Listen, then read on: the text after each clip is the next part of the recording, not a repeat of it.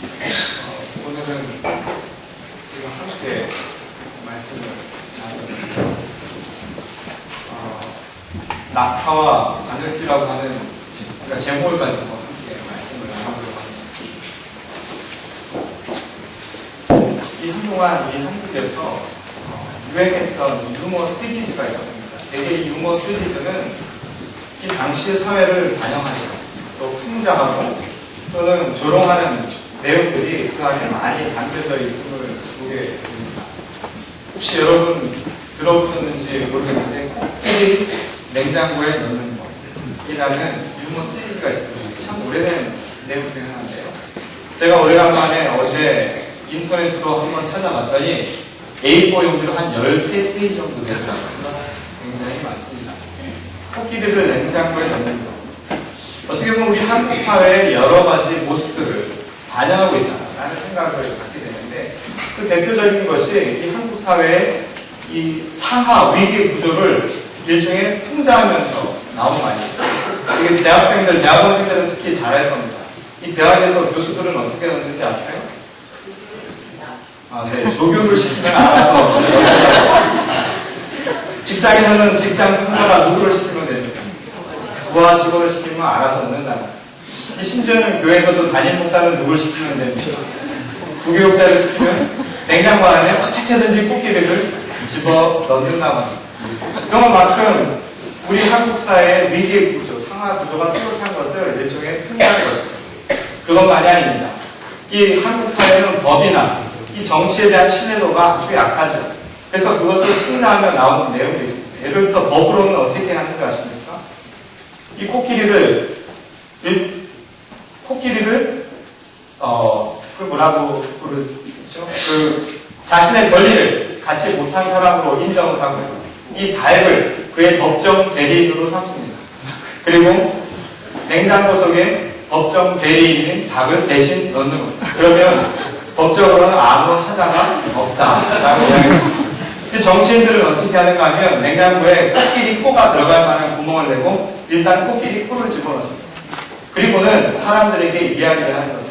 코끼리 코가 들어간 그것만으로도 코끼리가 다 들어간 거나 다름없다라고 여론을 그렇게 몰아간다고 합니다.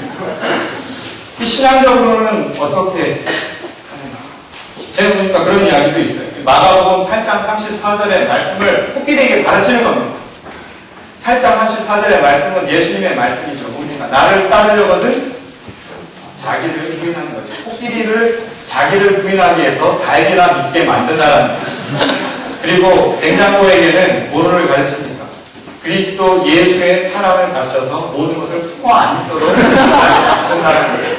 그래서 냉장고 안에 코끼리를 넣는 법이 이렇게 많다라고 많은 사람들이 이야기를 하곤 합니다.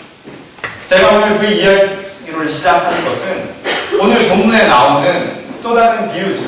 이 낙타와 바늘귀라고 하는 이 비유의 이야기도 사실은 그 시대의 율법주의라고 하는 것을 풍자하는 것과 동시에 오늘날 살아가는 우리 모두에게 진정으로 가르쳐주시는 말씀, 그리고 우리가 살아가는 이 모습들을 통해서 과연 구원이라고 하는 것이 어떻게 다가오는 것인가 라고 하는 것을 이 비유의 말씀을 통해 가르쳐주고 있음을 보게 됩니다. 오늘 본문 말씀은 이 예수께 한 부자 청년이 찾아오는 것으로부터 이야기는 시작이 되죠. 그 부자 청년이 찾아와서 예수께 물은 질문은 바로 이것이었습니다. 어떻게 하면 제가 영생을 얻을 수 있겠습니까? 영원한 생명을 얻을 수 있는 방법은 무엇입니까? 라고 묻습니다. 곧 구원의 길을 나에게 알려주십시오. 라고 물었던 것입니다. 그러자 예수께서 먼저 말씀하시기를 선한 분은 오직 하나님 한 분뿐이다 라는 이야기를 그에게 이야기합니다. 그 사실은 모든 선의 기준, 곧 하나님을 통하여만, 하나님의 말씀을 통해서만 이 구원의 길이 시작되고 있는 사실을 먼저 그에게 이야기를 해줍니다. 그리고 나서 예수께서는 이 당시에 하나님의 말씀이라고 알고 있는 모세의 율법 중에 이 계명 몇 가지를 그에게 이야기합니다. 그에게 이야기해준 율법의 계명들은 이 여러 가지 계명의 내용 중에서도 하나님과의 관계를 뺀 나머지 것들, 곧 사람이 세상을 살아가는 데 필요한 조건들이, 그런 계명적 조건들을 그에게 이야기해 주죠. 그래서 그 이야기를 듣고 그 그 청년이 이야기하기를 저는 어려서부터 그 모든 것을 다 지키고 살아왔습니다. 라고 이야기를 합니다. 그러자 예수께서 그의 말을 듣고 뭐라고 이야기하십니까? 잘했다. 그런데 너에게 한 가지 부족한 것이 있다. 라고 이야기합니다. 그 한 가지 부족한 것은 다른 것이 아니라 바로 하나님과의 관계를 설명하는 것입니다. 이 계명의 나머지 부분, 바로 하나님과의 계명에 대한 이야기였는데 그것을 예수님께서는 뭐라고 표현하시냐면 내가 가진 모든 소유물을 다 팔아서 가난한 사람에게 다 나누라 라고 이야기합니다. 그리하면 하늘의 무화가 너의 것이다 라는 말씀을 하죠. 그 말을 듣고 이 부자 청년은 상심해서 그의 곁을 떠났다 라는 이야기입니다. 그 떠나가는 청년을 바라보며 예수께서는 그의 제자들에게 말씀을 하시죠. 이처럼 부자가 많은 것을 가진 사람이 천국문에 이르는 것, 곧 구원에 이르는 것은 마치 낙타가 바늘귀를 통과하는 것처럼 어려운 일이라는 이야기를 하시게 되는 겁니다. 사실 이 이야기도 이 비유의 말이에요. 이 낙타와 바늘귀라고 하는 것도 사실 이해하기가 쉬운 내용은 아닙니다. 왜냐하면 이 냉장고와 코끼리 이야기처럼 사실은 생뚱맞죠. 그 관계가. 왜 바늘귀에 낙타를 집어넣습니까? 그래서 많은 학자들은 이 낙타가 이 당시에 와전된 말이 아닌가라는 이야기를 했다고 합니다. 실제로 이 히브리어나 헬라어는 딱 한자 차이로 밧줄과 낙타가 같은 단어를 사용합니다. 이 낙타라고 하는 것의 헬라 말이 카멜로스라는 뜻입니다. 카멜로스라는 단어를 사용합니다. 반면에 밧줄은 카멜로스라는 단어를 쓰는데 혹시 밧줄을 늘려다가 사람들이 그 발음을 잘못 와전해서 낙타로 한 것이 아닌가 이런 이야기가 있다는 겁니다. 이 반면에 이 바늘귀라고 하는 것을 설명하는 이 말도 어떤 신학자들은 이야기를 합니다. 이 당시의 근동사의 특징이기도 하죠. 이 낙타들이 오가는, 이 상인들이 오가는 이 사막 지역에 이 성읍들을 오갈 때마다 시간이 지나서 성문이 닫히면 쪽문으로 사람들이 돌아다녀야만 하는 경우가 생겼다. 그때 다녔던 그 쪽문을 사람들이 바늘귀다 그렇게 불렀다는 이야기가 있다. 어찌됐든 낙타든 밧줄이든 그게 쪽문이든 실제 바늘귀든 이 이야기는 분명한 사실은 어떤 큰 것과 많은 것이 작은 것 또는 좁은 것으로 들어가기는 쉽지 않다는 사실을 우리에게 가르쳐주는 내용임을 우리 분명히 알 수 있다는 겁니다. 실제로 성서에서 낙타라고 하는 것은 큰 것을 상징하는 겁니다. 곧 이 이야기는 낙타가 좁은 문을 들어가듯이 뭔가 많은 것을 가진 사람, 뭔가를 누리고 있는 사람들이 이 좁은 천국문을 들어가는 것은 말처럼 쉬운 일이 아니다 라고 하는 것을 갖춘다는 얘기입니다. 그런데 오늘 부분 말씀을 보면 예수께서는 그것을 가진 모든 것을 팔으라 라는 식으로 표현을 합니다. 그런데 이 청년은 실제로 하나님의 말씀이라 하는 개념들을 잘 지켰던 사람입니다. 세상 속에서 사람으로 살아가는데 필요한 것을 잘 지켰던 사람이죠. 그런데 그런 선한 것을 바라보시는 것으로 그치는 것이 아니라 더 많은 것을 요구하는 것, 내 가진 것 모든 것을 다 주라고 이야기하니까 이 청년은 상심해서 떠날 수밖에 없었다는 겁니다. 오늘 본문 26절에 보면 그래서 제자들이 그런 상황을 보면서 이런 이야기를 하죠. 그렇다면 과연 누가 구원을 얻을 수 있을 것인가?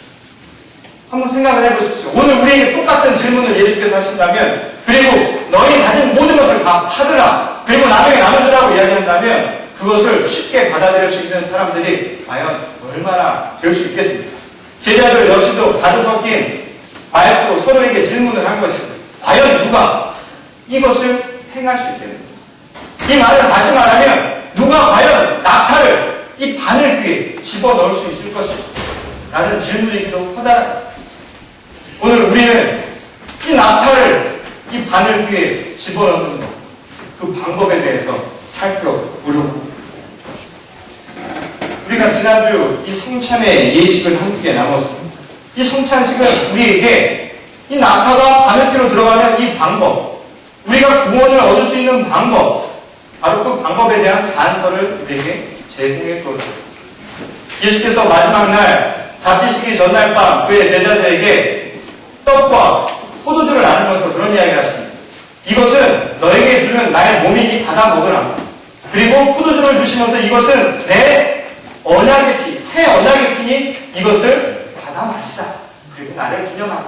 라고 이야기합니다. 그 말의 의미는 과연 무엇입니까? 이 요한복음 기자에 의하면 우리가 먹은 떡과 그리고 포도주, 곧 그리스도의 몸과 그의 피는 다른 것이 아니라 바로 하나님의 말씀이었음을 우리가 알잖아요. 태초에 말씀이 계셨는데 그 말씀이 육신의 옷을 입고 이 땅 가운데 오셨다라고 요한은 이야기합니다. 곧 우리가 먹은 그 몸과 피는 다른 것이 아니라 바로 하나님의 말씀입니다. 그리고 그 피는 새 언약의 피다. 그 새 언약의 피는 무엇입니까? 이것을 통해서 일종의 혈맹이 생기는 거죠. 하나님과의 관계가 다시 서게 된다는 겁니다. 우리에게 생명의 언약을 주셨다 이야기입니다. 곧 우리가 그의 몸과 피를 먹었다라고 하는 것은 하나님의 말씀을 먹었다 이야기입니다. 누가 바늘귀를 통과할 수 있는가? 성찬은 우리에게 가르쳐주죠. 하나님의 말씀을 먹는 자, 생명의 양식을 먹는 자가 바로 그 바늘귀를 통과할 수 있다라고 이야기를 우리에게 분명하게 가르쳐주고 있다라. 이 먹는 자란 말은 우리 말에서도 사용됐듯이 뭔가를 자기화시킨다라는 의미를 갖고 있습니다. 여러분, 우리가 밥을 먹으면 뭘로 삽니까? 1절에도 얘기했듯이 밥 먹는 사람은 밥 힘으로 삽니다. 사람은 자기가 먹는 대로 그 먹는 힘으로 사는 겁니다. 여러분, 돈을 먹고 살아가는 사람은요, 돈 힘으로 살아갑니다. 명예를 먹고 살아가는 사람은요, 명예를 가지고 세상을 살아갑니다. 꿈을 먹는 사람은요, 꿈을 먹고 살아가는 법입니다. 그래서 예수께서는 우리가 무엇을 먹을 것인가에 대한 이야기를 분명하게 이야기하죠. 썩어 없어질 것을 먹지 말고 영원한 것을 먹으라. 이것이 바로 영생을 가는 길이요 구원의 첩경을 우리에게 가르쳐 주는 것입니다. 이 마태복음 4장 4절 말씀을 보면 우리에게 분명한 이야기를 하신 바가 있죠. 사람은 빵으로만 사는 것이 아니요 하나님의 입으로 나오는 모든 말씀으로 산다. 그 이야기입니다. 곧 우리가 살아가는 데 있어서 먹어야 할 것이 무엇인가를 이야기합니다. 생명의 양식을 먹는 것, 이것이 바로 바른길을 통과할 수 있는 유일한 방법임을 우리에게 분명하게 제시해 줍니다. 그런 의미에서 오늘 본문 말씀, 부자 청년에게 해주신 말씀은 그와 연관이 되어 있음을 분명하게 합니다. 곧 이 이야기, 내가 모든 것을 팔아서 가난한 사람에게 나눠주라 라고 하는 이 말의 의미 속에는 바로 이 이야기가 담겨져 있는 거죠. 빵으로만 사는 것이 아님을 다시 기억하라는 이야기입니다. 우리가 개명이라고 하는 것도 우리가 세상 속에서 필요한 사람과의 관계, 그리고 세상 속에서 우리가 필요한 것을 취하는 것만이 중요한 것이 아니라 그 이전에 먼저 행해야 할 것은 하나님의 말씀을 바라보는 그 시선이, 그 믿음이 우리에게 더 크고도 중요하다는 사실을 분명하게 이야기하고 있다는 겁니다. 그런데 이것은 빵으로만 사는 것이 아니듯이 그렇다고 모든 것을 포기하라, 세상에 가진 것은 아무것도 아닌 것처럼 여기라, 부정하라, 이런 이야기도 아닙니다. 마태복음 4장 4절의 말씀에서 빵으로만 사는 것이 아니듯이 말씀으로만 사는 것도 아니라고 이야기합니다. 실제로 오늘 우리가 이 본문 말씀 뒤에 30절에 보면 네가 모든 것을 버리고 나를 따르면 내가 하늘의 복을 줌과 동시에 세상의 것도 100배로 채워준다라는 말씀을 합니다. 우리가 너무나 잘 아는 말씀이죠. 이 마태복음 6장 31절에서 33절의 말씀을 보면 너희가 무엇을 구하면서 살 것인가 하는 이야기를 합니다. 너희가 먹고 마시고 입을 것만을 바라보며 살 것이 아니라 너의 하나님의 나라와 그의 일을 구하라 라고 이야기합니다. 그러면 너희에게 하늘의 복을 내림과 동시에 무엇입니까? 너희의 필요를 채워주신다. 이 이야기를 하십니다. 곧 오늘 이 부자 청년에게 모든 것을 팔아라 이 이야기는 사실은 하나님께서 무언가를 우리에게 가르쳐 주시려고 하는 것, 하나님의 말씀이 중요한 것이다라는 사실을 가르치기 위함이지 우리가 현실의 모든 것을 포기해야 한다는 것을 이야기하고 있는 것은 아니라는 것을 분명히 갖춰준다는 겁니다. 그럼에도 불구하고 우리들의 현실은 어떻습니까? 실제로 우리들이 살아가는 현실은 이 먹고 마시고 입는 것, 이거 포기하고 못 산다 이야기입니다. 특히 한국 사람들은 유별을 하죠. 일전에도 얘기했지만 우리 한국말을 보면 먹는 나라는 게 얼마나 많은지 몰라요. 밥만 먹는 게 아니라 심지어 욕도 먹고 살지 않습니까? 욕 먹고도 살죠. 나이도 먹고 세월도 먹는 게 우리들 아닙니다. 한국 사람들은 비유도 잘합니다. 사람만 먹는 게 아니라 무생명체도 먹여요. 시계가 죽으면 어떻게 합니까? 시계 밥 줘요. 아마 세상 어디를 가도 시계에 밥 주는 분들은 우리밖에 없어요. 정말 우리가 대단한 민족입니다. 그러니까 먹는 거에 대한 이게 굉장히 강박관념이 저는 강해요. 그래서 현실적인 것, 가치가 현실적인 것에 머물러 있다. 그러다 보니까 어린 아이들도요, 어렸을 때부터 교육이 다 먹는 것과 관련돼 있어요. 실제로 그런 경우가 많죠. 아이들 동심의 세계, 꿈과 소망과 비전을 알아야 돼서 이 상상의 나래를 줘야 되는데, 우리 동요도 한번 보실래요? 우리가 자주 불렀던 노래 중에 산토끼라는 게 있어요. 산토끼, 토끼야? 어디를 가는 거야? 그 다음은요, 얼마나 놀라운 상상의 세계가 펼쳐지겠습니까? 이상한 앨리스, 이 앨리스와 같이 꿈과 비전, 파랑새처럼 찌르찌르와 미치르의 그 행복을 찾아 나가는 모네이야, 이런 게 나올 법한데, 우리 이야기는 어떻게 나올까? 깡총깡총 뛰어서 토실토실 알밥을 주워올 거야. 왜? 먹으려고. 먹는 게 중요하죠. 토끼야, 산속의 토끼야.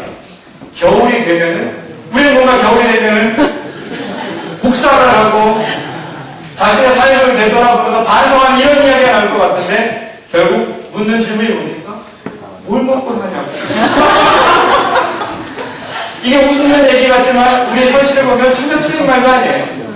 제가 군대에 있을 때 잠깐 외출 나가고선 집에 전화를 하잖아요. 시외에서 전화를 하면 아시겠지만 금방 끊어집니다. 빨리 얘기 끝나야 되는데 저희 부모님이 딱 받으면 하는 말이 뭐예요? 뭐 먹고 사냐고. 그럼 전화가 끊어져 버려요. 지금 미국에서도 한국 통화할 때 부모님들이 뭐라고 하실까? 요즘에 뭐 먹고 사냐? 밥은 먹냐고. 미국에서도 햄버거만 먹고 살지는 않습니다. 밥 먹고 살죠. 우리가 직업을 물어볼 때도 이야기하죠. 뭐라고 얘기합니까? 요즘에 뭐 해먹고 사냐? 우리가 그만큼 먹고 사는 거에 대해서 아주 중요하게 여기는 것. 그런 문화 속에서 살고 있다는 것. 그런 현실, 당시 유대 사람들도 마찬가지. 그런 현실 속에서 벗어나지 못하고 있는 그에게 주신 말씀은 뭐냐? 또 다른 세상이 있다는 걸 이야기를 하는 거죠.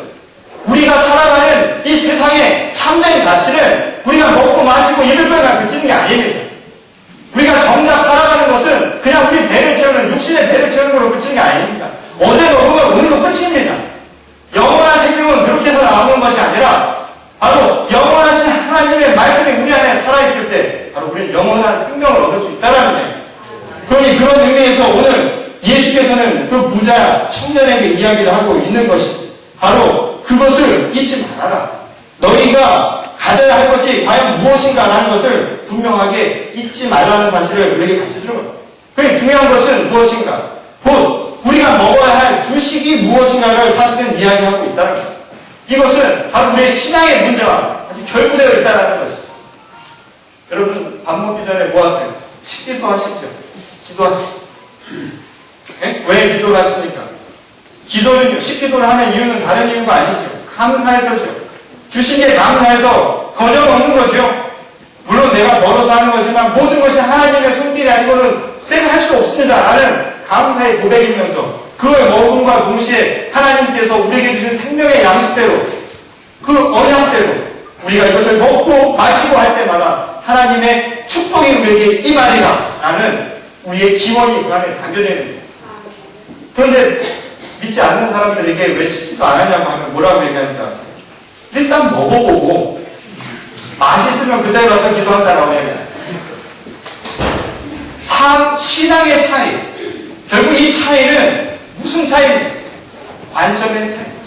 오늘 우리가 읽은 부자 청년의 이야기는 다른 이야기가 아니라 바로 신앙의 관점을 이야기하고 있는 거죠. 내가 무엇을 중심으로 두느냐에 따라 완전히 달라진다 이야기입니다. 오늘 본 말씀을 보면 부자 청년은 하나님, 예수께서 말씀하신 하나님의 율법적 계명을 나는 잘 지켰노라고 이야기를 했어요. 이만하면 됐지. 나는 자기 기준을 가지고 살았다 이야기입니다. 선하신 하나님의 말씀을 우선시 둔 것이 아니라 하나님이 가르쳐 주신 그 율법이라고 하는 것을 내가 지켰으니 나는 잘했다라고 스스로 판단을 내리고 있었다는 것입니다. 그런 청년에게 예수께서 하신 말씀, 잘했다. 네가 한 거는 잘했다 얘기가, 잘 못했다는 얘기가 아니라 그건 분명히 잘했다 하는 거예요. 그러나 그것만으로는 부족하다고 이야기하는 것입니다. 더 중요한 것이 있다라는 거예요. 이 부부관계나 연인관계에서도 이런 게 있죠. 저도 이제 결혼을 해서, 이거 좀, 제가 이런 얘기를 하면 또 오해를 하실까 봐 옛날 얘기라고 우리가 생각을 하고 들어주시죠. 이 부부관계에서도 서로 간에 기대치가 있습니다. 근데 저희 집사람이 항상 불만이 있는 것 같아요. 저는 칭찬을 잘 못 받는 것 같고, 계속 그런 이야기가 생기는 것 같아요. 느낌이. 그래서 물어보면, 배려 좀 하자고, 배려. 사람을 먼저 배려하라고. 제가 언젠가도 말씀드렸죠? 그 배려라는 말이 무서운 말이라고. 도대체 그 끝과 시작을 잘 모르겠어요. 처음과 끝 대신 하나님을 잘 모르는 것처럼 그 배려의 처음과 끝도 잘 모르겠어요. 그래서 나는 한다고 하는데, 속으로 무슨 생각을 하냐면, 난 한다고 하는데 왜 저 사람은 잘 모를까? 자꾸 불만이 생겨나요. 이 결혼 생활 한 10년 정도 지나다가 어느 날 기회가 생겨서 제가 물어봤어요. 도대체 그 배려가 뭐냐? 그 남자랑 여자랑 사고가 다르죠. 남자는 두리뭉실해요. 저한테 똑같은 질문을 했는데 저는 말 못했어요. 그냥 그런 거라고만 생각을 했지, 말로는 얘기를 못하는데 여자들은 구체적으로 얘기를 하더라고요. 그래서 그때 몇 가지 얘기한 것 중에 제가 기억나는 게 뭐냐면, 양말 아무데나 벗었지 말고. 그리고 생각해보니까 제가 앉은 곳곳마다 양말이 돌돌 말려서 다 들어가 있어요. 양말 그러면 안 돼요. 그리고 또 하나가 뭐냐면 쓰레기 찬 거 보면 버리라는 거예요. 그래서 생각을 했죠. 그거 별거 아닌 것 같다. 그리고 부엌에서 식사 준비할 때 그냥 가만히 앉아있지 말고 와서 좀 도우라. 제가 이제 그 얘기를 듣고 그 생각을 하냐면, 그거 어려운 일 아니다. 그거 하면 되잖아요. 그래서 제가 그 뒤로는 최선을 다해서 하려고 노력을 했어요. 그러면 생긴 게 뭐냐면, 저 스스로 위안이 돼요. 배려심이 많아졌다고. 왜냐면 잘 지키고 있으니까. 그거 하라는 걸 잘했습니다. 근데 어느 날 보니까 또 불만이 생긴 거예요. 그러면 저한테 뭐라고 얘기하냐면, 당신은 배려가 부족하다는 거예요. 그때는 뭐가 생기냐면, 오기와 화가 같이 나와요. 도대체 내게 부족한 배려란 무엇인가? 근데 제가 어느 순간에 그걸 다시 한번 깨닫게 되는 순간이 있었는데, 저는 배려라고 하는 것을 제가 했던 하나하나의 구체적인 행동을 배려라고 생각을 했는데, 저희 집사람은 배려라고 하는 것은 그거를 다 포함하는 거였어요. 그 중요한 건 뭐냐면, 배려심을 가지면 제가 했던 것들은 당연히 할 수도 있는 거라는 거죠. 사랑을 가지면, 예수께서 하신 말씀은 사랑을 가지면 나머지는 다 할 수 있다 이야기입니다. 하나님이 주신 무한한 사랑을 우리가 가지면 나머지는 자연스럽게 하게 된다 이야기입니다. 제가 자식을 키우면서도 요즘에 느끼는데 너무 안 됐어요. 저희가 열심히 공부를 하는 거예요. 그러니까 잠도 안 자 잘. 요즘에 보면 이 밑에 저것도 생긴 것 같아요. 다크서클도 생긴 것 같아요. 잠을 못 자서. 그래서 공부 재밌냐 물어보면 재미없다. 죽겠다는 거예요.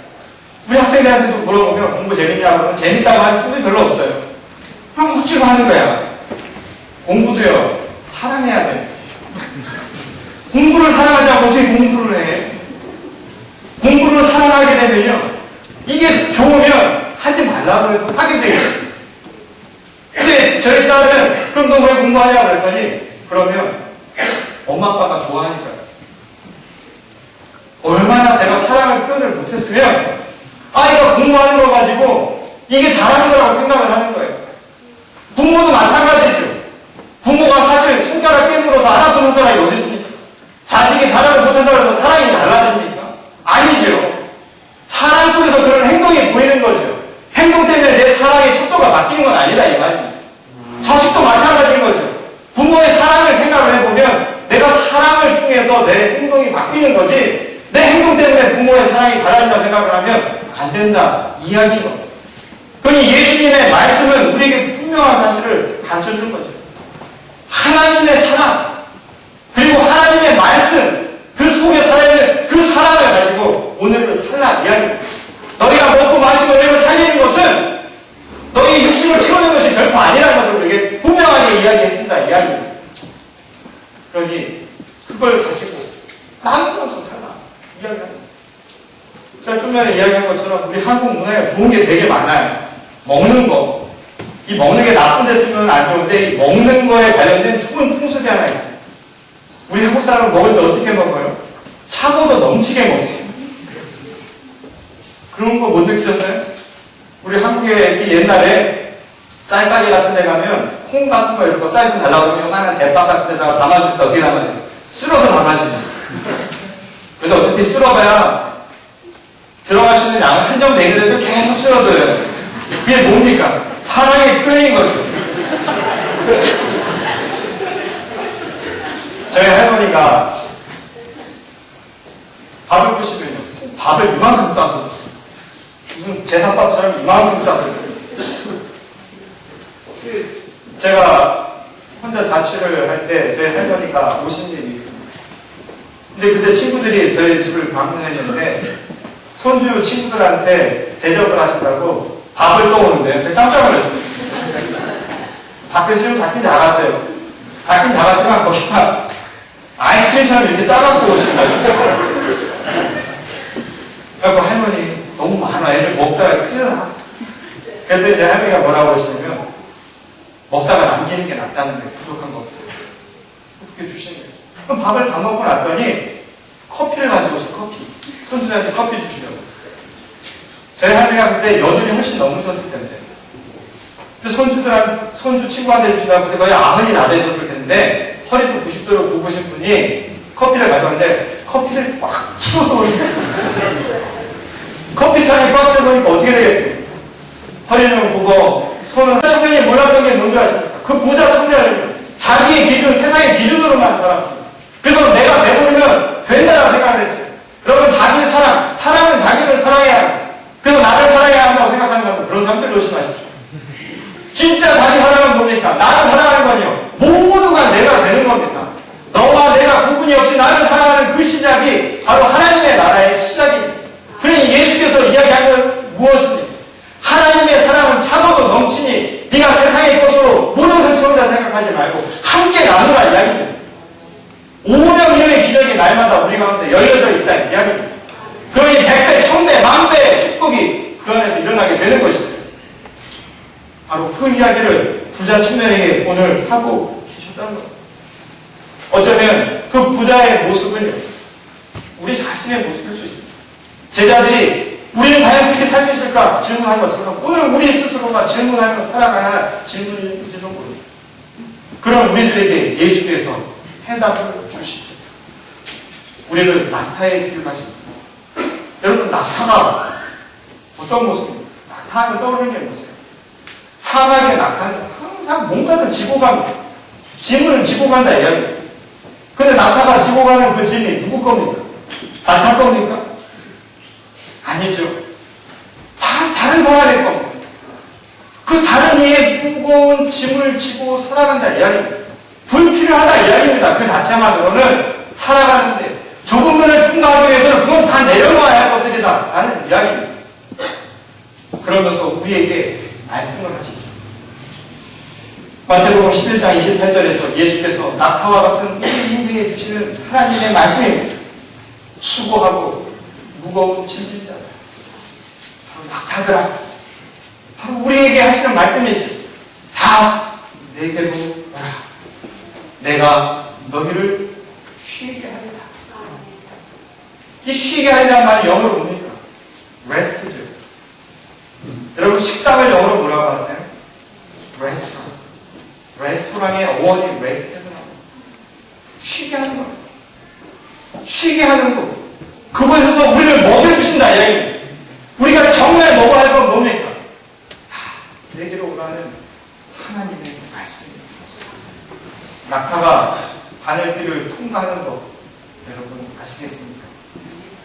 하나님의 말씀, 영원한 생명을 먹는 자들은 세상의 것은 다 머리 죽지라도 하나님의 말씀이 우리 안에 살아있는다면 우리는 누구든지 다 그 바늘길을 통과하게 될 줄 믿습니다. 아멘. 오늘 이 시간 찾아온 낙타와 같은 우리 모두에게 주신 하나님의 축복의 말씀, 영원한 생명의 말씀을 오늘 안고 저 좁은 문을 통과해 나가는 주님의 귀한 성도들이 다 되시기를 주님의 이름으로 간절히 축원합니다. 아멘. 같이 기도하겠습니다. 살아계신 하나님 감사를 드립니다. 아무것도 아닌 우리의 인생, 우리를 찾아와 주시고 우리를 주님의 사랑으로 채워주시고 또한 하나님의 말씀으로 먹지 않아도 배부를 만큼 차고도 넘치는 복을 내려 주시니 감사드립니다. 우리들이 현실 속에서 현실의 문제를 가지고 어려움을 겪을 때 하나님께서는 늘 우리의 곁에서 말씀하심을 기억하고 내가 너희와 함께하고 너희의 짐을 내려놓아 내가 너희를 쉬게 합니다. 생명의 말씀으로 채워주시다는 하나님의 말씀을 오늘 붙들고 나가는 저희 모두가 되게 하여 주시옵소서.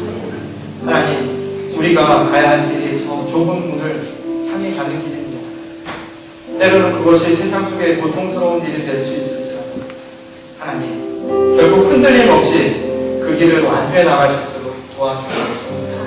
낙타와 같은 우리의 인생이 주님을 만나 좁은 이 바늘길을 통과하는 구원의 축복을 얻은 줄 저희들이 믿사옵니다.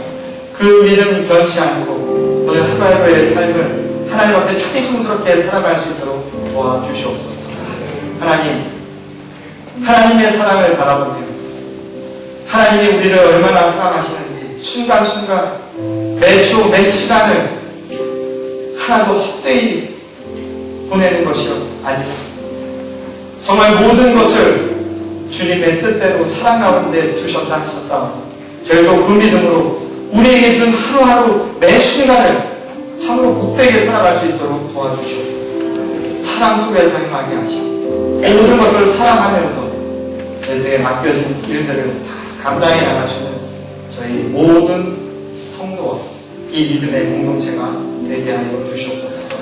이 시간 행여 낙타의 짐처럼 삶의 어려운 짐을 안고 온 주님의 자녀들 나갈 때는 그 무거운 짐들 다 내려놓게 하시고 주님과 함께 동행하며 하루하루를 참되고 의미있고 기쁘고 복되게 살아갈 수 있도록 주님 인도하여 주시옵소서. 오늘 함께한 우리 모두에게 하늘의 차고도 넘치는 사랑과 은혜를 내리워 주실 줄 믿사옵고 거룩하신 우리 주 예수 그리스도의 이름으로 간절히 기도드렸습니다.